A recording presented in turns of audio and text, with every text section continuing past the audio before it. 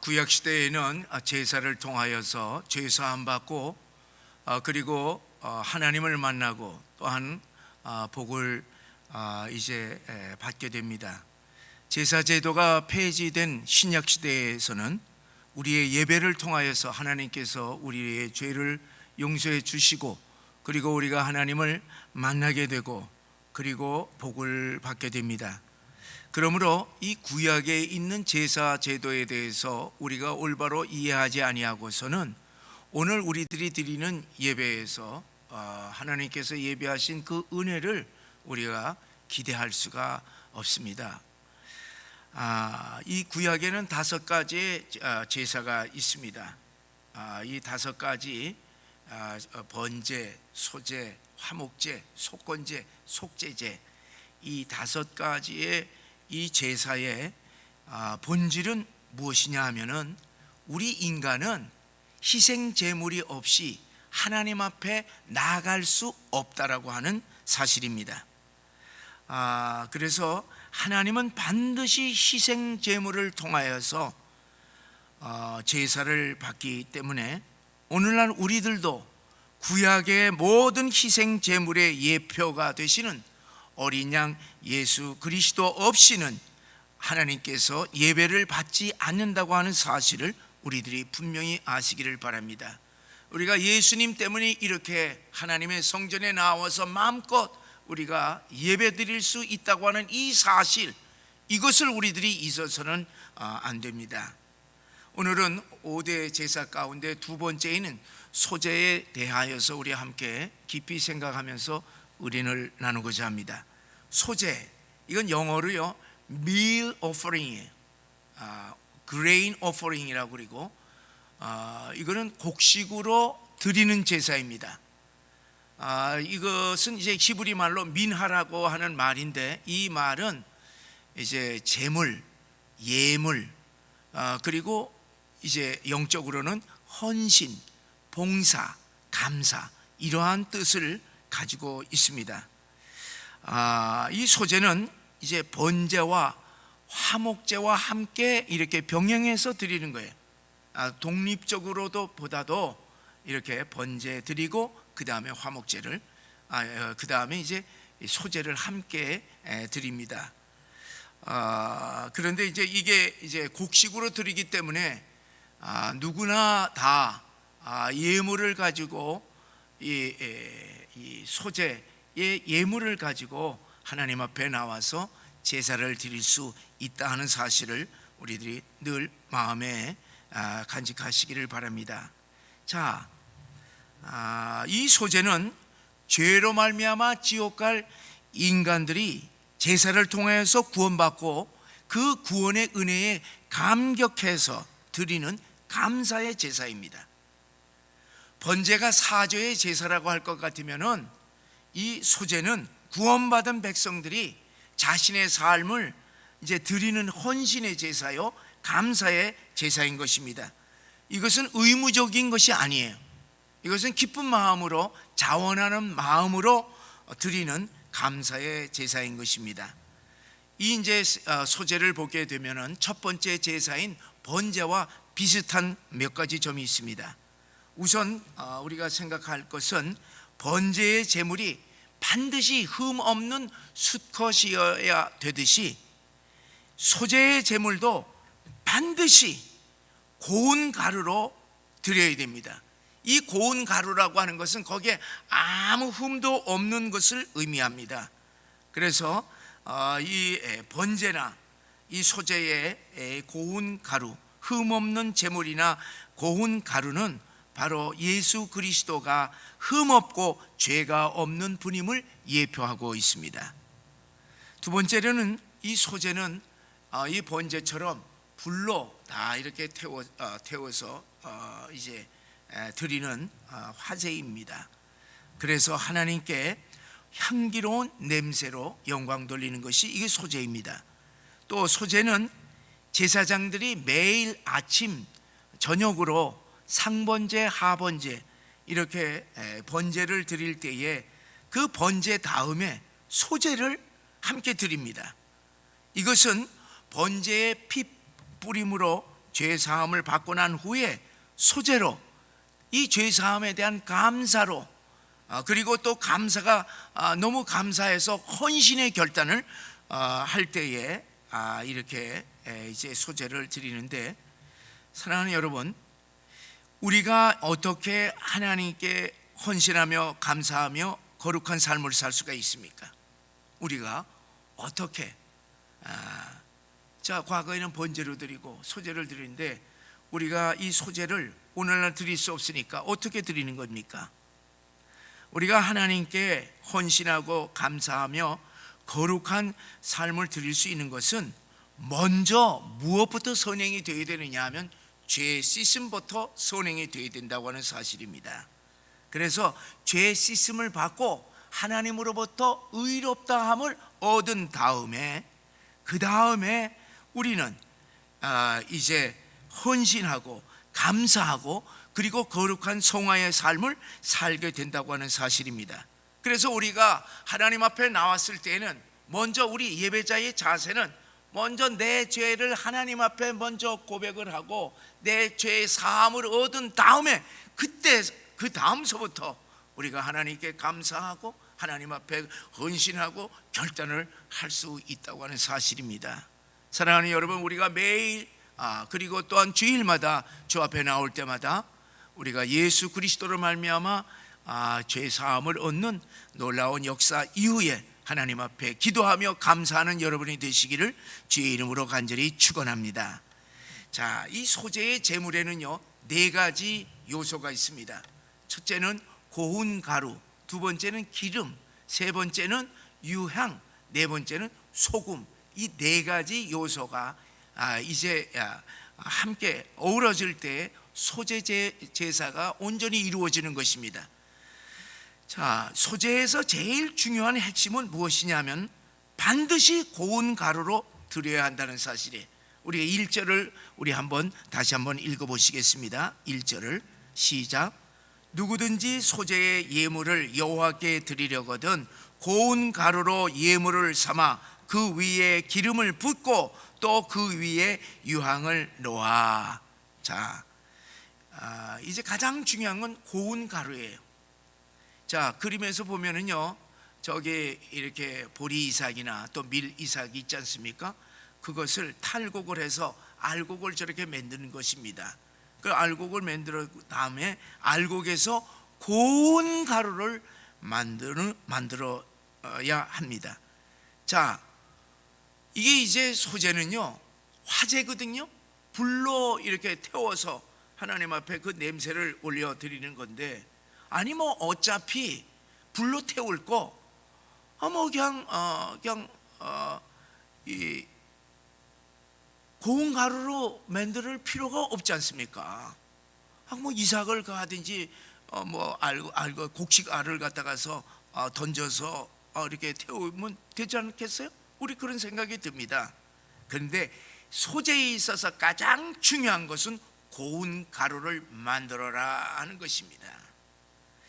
자, 지금 같으면은요 뭐 고성능 믹서기가 있기 때문에 뭐 그렇게 고운 가루로 만드는 것이 그렇게 어렵지 않잖아요. 뭐 드르륵 하면 끝이잖아요.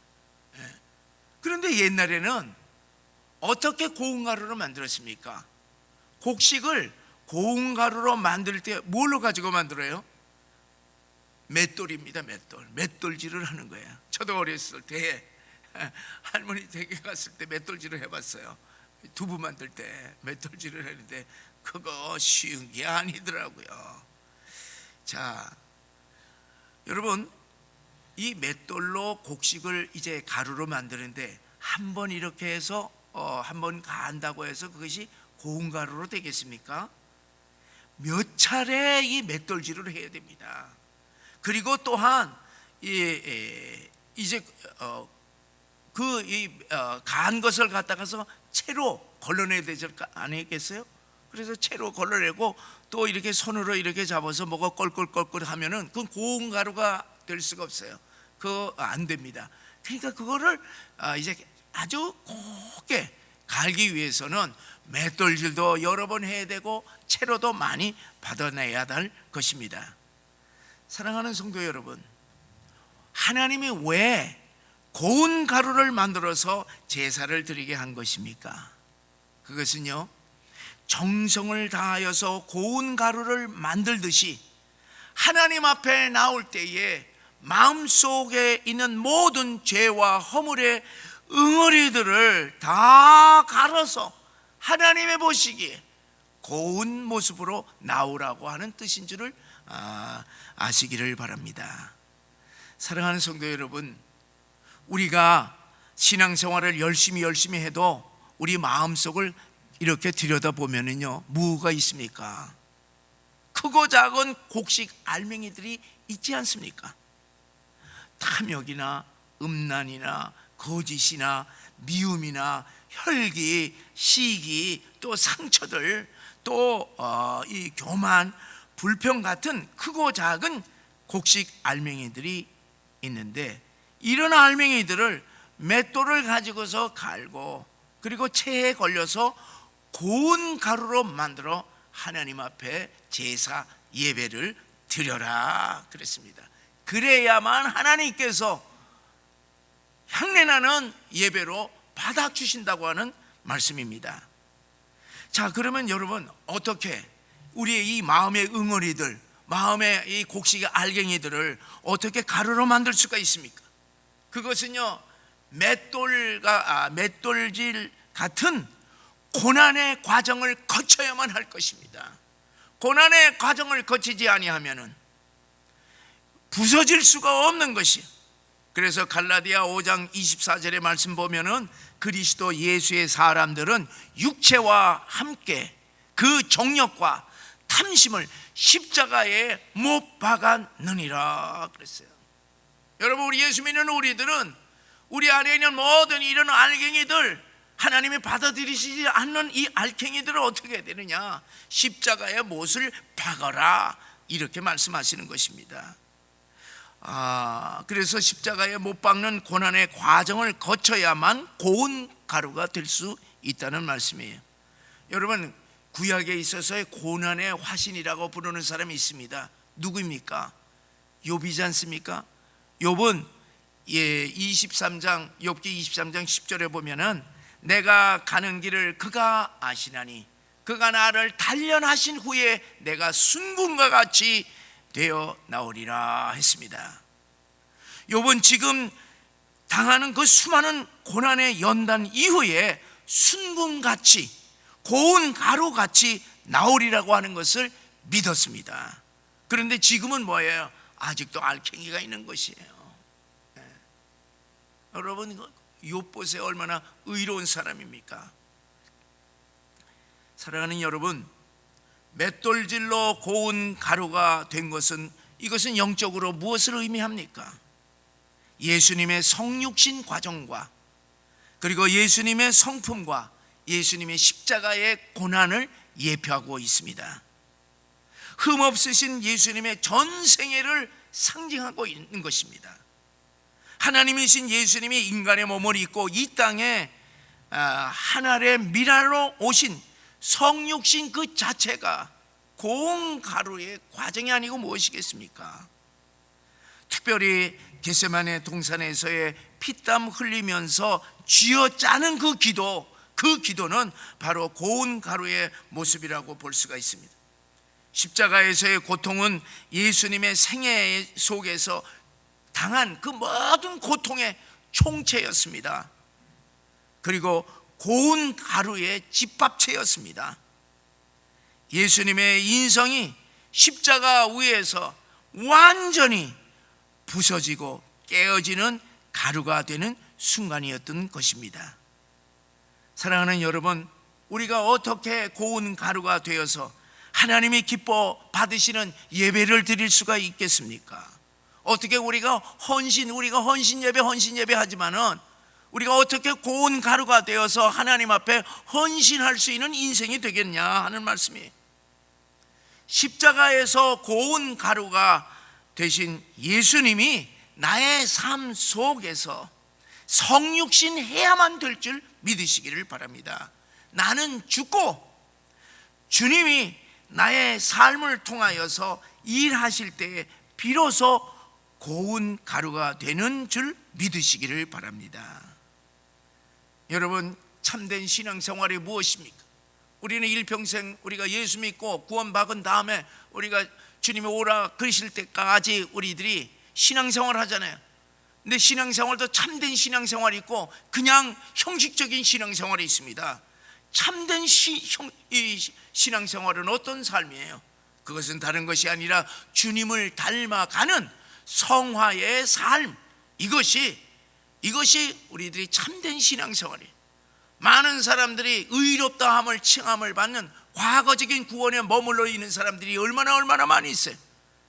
우리들이 의인된 예수 믿고 구원받았으면, 의인이 되었으면, 하나님의 자녀 되었으면 어떻게 해야 됩니까? 성화의 삶을 살아야 되지 않겠습니까? 그 나의 기질적인 면들이 하나씩 깨어져 나가면서 주님을 닮아가야 되지 않겠습니까? 이것이 고운 가루가 되는 과정을 말씀해 주고 있는 것입니다. 어떻게 해야 되겠어요? 갈라디아 2장 20절에서 구체적으로 말씀해 주고 있습니다. 우리 다 같이 읽어보시겠어요? 내가 그리스도와 함께 십자가에 못 박혔나니 그런즉 이제는 내가 사는 것이 아니요 오직 내 안에 그리스도께서 사시는 것이라. 자, 이것은 사도 바울의 신앙 고백입니다. 사도 바울의 신앙 고백은 뭐냐면, 나는 예수님이 십자가에 돌아가셨을 때 나도 죽었다는 얘기예요. 내 죄를 대신 담당하신 주님께서 십자가에 못 박혔으니까 내가 살아있지만은 영적인 의미로는 십자가에 나도 죽은 것이에요. 그리고 내가 죽고 이제는 어떻게 되냐? 주님이 부활하셨으니까 내 죽은 몸에 부활하신 주님께서 오셔서 내가 사는 것이 아니라, 이제부터 사는 것은 죽었던 내가 사는 것이 아니라 예수님께서 나를 통하여서 사시는, 예수님이 나의 이 몸을 통해서 성육신하는 삶, 이것이 성화의 삶이요 이것이 고운 가루가 되는 과정이라고 하는 사실을 마음속에 깊이 명심하시기를 바랍니다. 사랑하는 여러분, 주님이 우리를 위하여서 고운 가루가 되었듯이 우리도 어떻게 해야 되겠습니까? 우리도 매일매일 헌신 결단하면서 고운 가루가 되도록 우리들이 간구해야 할 줄 믿습니다. 여러분, 우리 스스로는 고운 가루가 될 수가 없습니다. 주님이 내 안에 살지 않으면 어떻게 해요? 주님이 내 안에 살고 나를 인도하지 않으면 나는 내 성질대로 사는 것이에요. 내 성품대로 살 수밖에 없습니다. 그래서 나는 매일 죽고 주님이 매일매일 내 대신 살도록 우리가 어떻게 해야 되겠어요? 매일 헌신 결단을 해야 될 줄 믿습니다.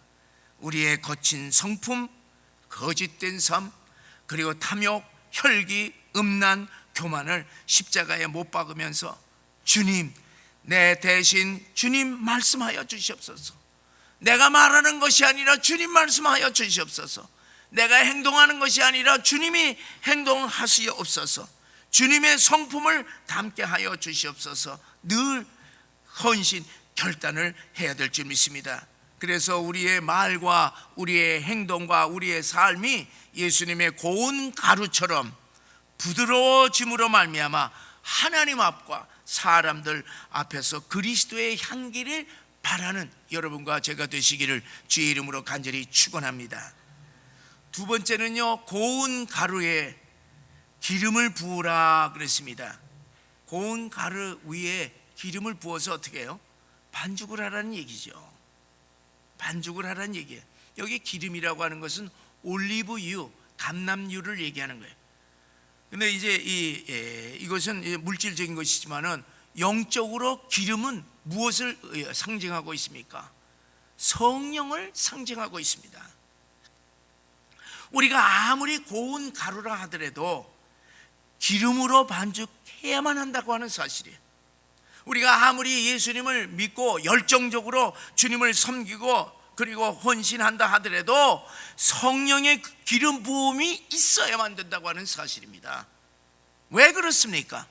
성령의 기름 부음이 있어야만 우리의 삶에 어떤 환경 속에서든지 항상 기뻐하고 쉬지 말고 기도하고 범사에 감사할 수가 있기 때문에 그렇습니다. 기쁨이 우리의 삶에 넘칩니다. 능력이 따르게 됩니다. 사명에 불타오르기 때문에 그렇습니다. 악한 세력들도 성령이 충만할 때 물리칠 수 있기 때문에 그렇습니다.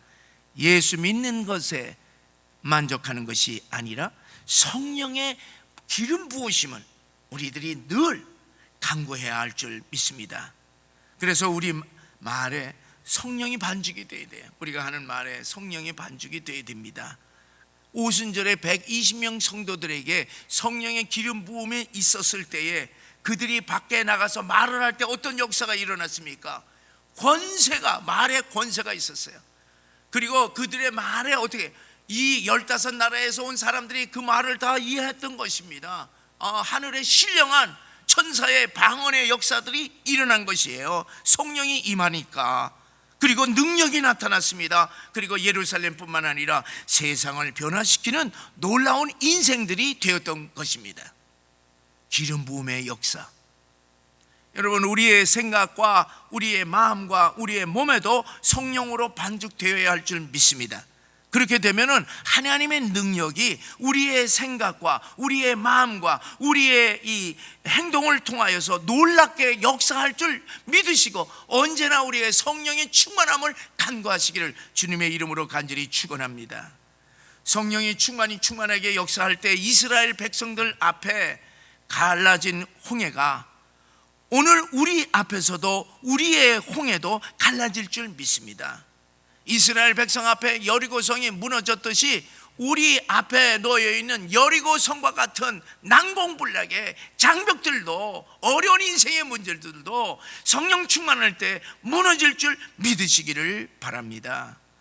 성령이 함께하는 사람과 성령의 역사가 큰 교회는 반드시 하나님께서 세상을 정복하는 능력을 베풀어 주실 줄 믿으시고 우리들도 하나님 나에게 성령의 충만함, 우리 교회에 성령의 충만한 역사가 일어나게 하여 주시옵소서. 성령의 기름 부으심을 늘 간구하시기를 주의 이름으로 간절히 축원합니다. 여러분, 하나님의 영이 임하게 되면요, 뭐 돈, 뭐 건강 이런 게 문제가 아니에요.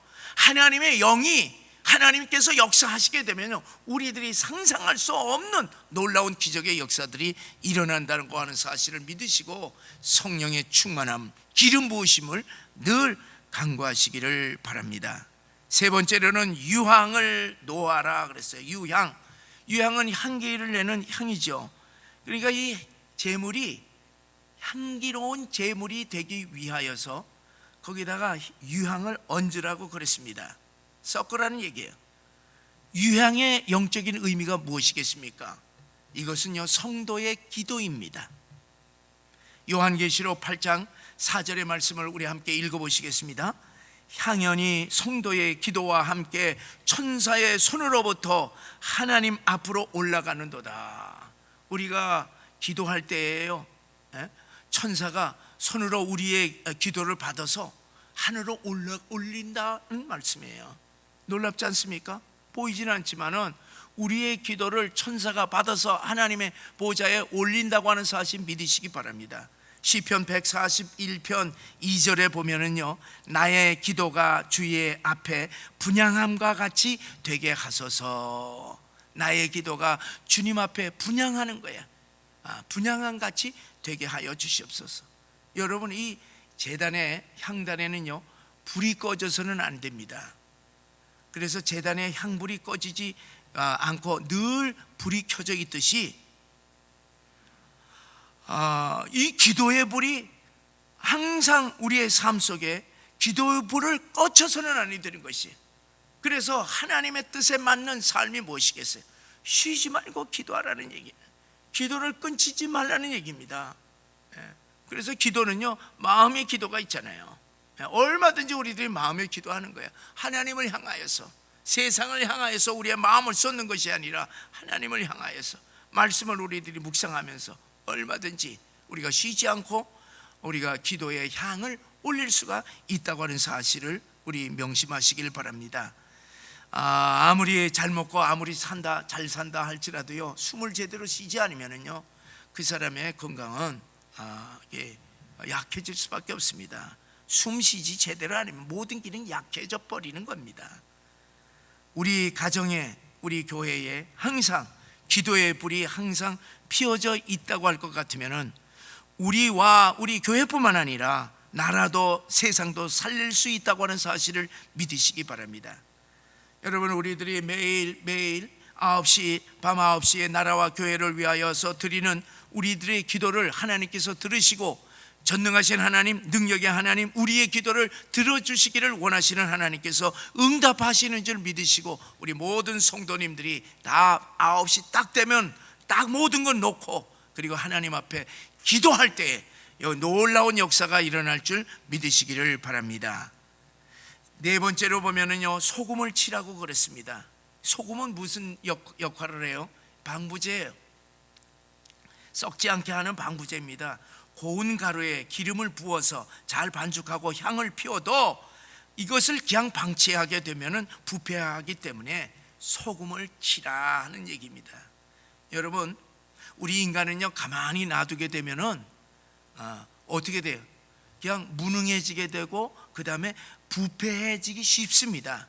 여러분, 수많은 신앙의 지도자들 보세요. 그들이 자기 자신을 관리하지 못하다가 그냥 부패해서, 무능해 그냥 부패해서 망한 사람들이 얼마나 많이 있습니까? 사랑하는 성도 여러분, 우리는 아무리 우리들이 신앙생활을 한다 하더라도 영적으로 늘 깨어 있어야 돼. 그리고 영적으로 깨어 있을 때에 우리는 부패하지 않을 수가 있습니다. 그래서 소금이라고 하는 것은 늘 우리 자신을 관리해. 썩나 썩지 않나, 이거 관리를 해야 될 것입니다. 사랑하는 성도 여러분, 소제는 감사와 헌신의 제사입니다. 제사장들이 매일 아침, 매일 저녁, 아침 저녁으로 이 소제를 드렸어요. 고운 가루는 무엇을 의미하느냐? 흠 없으신 우리 예수 그리스도를 예표하는 것입니다. 기름은 무엇을 상징하느냐? 성령의 하나님을 상징하고 있습니다. 여러분, 그리고 유향은 뭡니까? 우리들의 기도인 것입니다. 소금은 우리가 늘 깨어 있음을 말합니다. 사랑하는 성도 여러분, 우리는 비록 과거 이 구약 시대의 이 제도, 이 소제의 이 제사, 이런 것을 우리들이 하지 않는다 하더라도 우리에게는 소제의 모든 요소들을 다 가지고 있습니다. 주 앞에 나오실 때마다 우리 항상 나를 위하여서 고운 가루가 되신 우리 주님을 늘 생각하면서, 주님, 내 대신 사시옵소서. 그래서 내가 고운 가루가 되어서 주님의 성품을 담게 하여 주시옵소서. 주님의 성령의 기름 부어 주시옵소서. 쉬지 말고 기도하게 하여 주시옵소서. 그래서 늘 깨어 있으므로 하나님 앞과 사람 앞에 예수 그리스도의 향기를 풍겨서 하나님을 기쁘시게 하는 예배자들 되시기를 주의 이름으로 간절히 축원합니다.